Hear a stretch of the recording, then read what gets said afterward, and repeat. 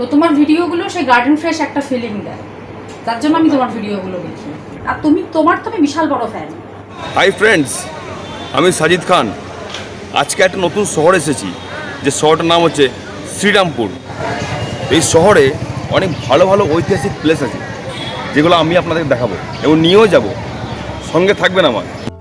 আমরা এখন এর ভেতরটাতে আসছি, যেটা হচ্ছে রাজবাড়ি।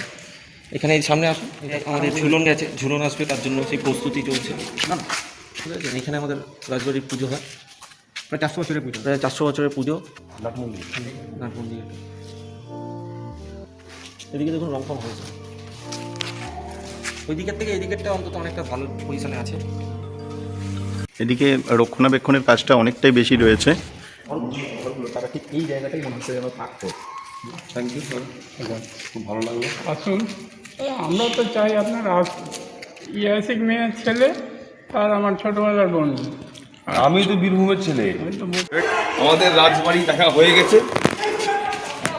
এরপর আমরা যাব ডেনমার্ক চার্চ।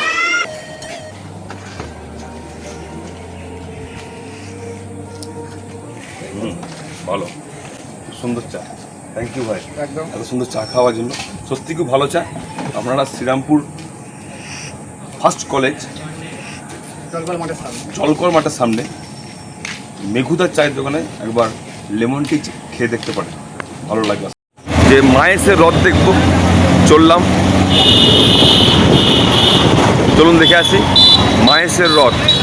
তো ফাইনালি আমি চলে এসেছি মায়েসের রথের সামনে। এই দাদা আমাকে নিয়ে এসছে।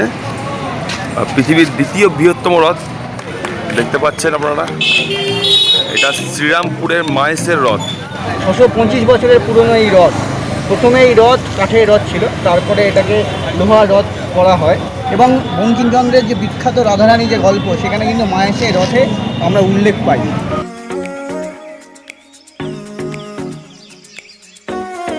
আমরা এবারে জগন্নাথ মন্দিরে ঢুকবো, চলুন দেখে আসি জগন্নাথ মন্দির।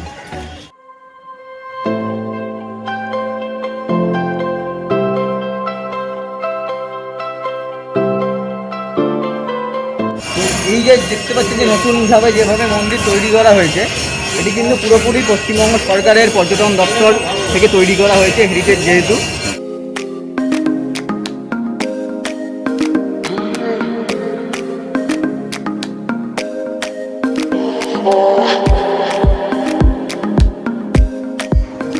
হ্যাঁ বন্ধুরা, ফাইনালি আমি একটা আমার বড় ফ্যানের বাড়ি এসেছি।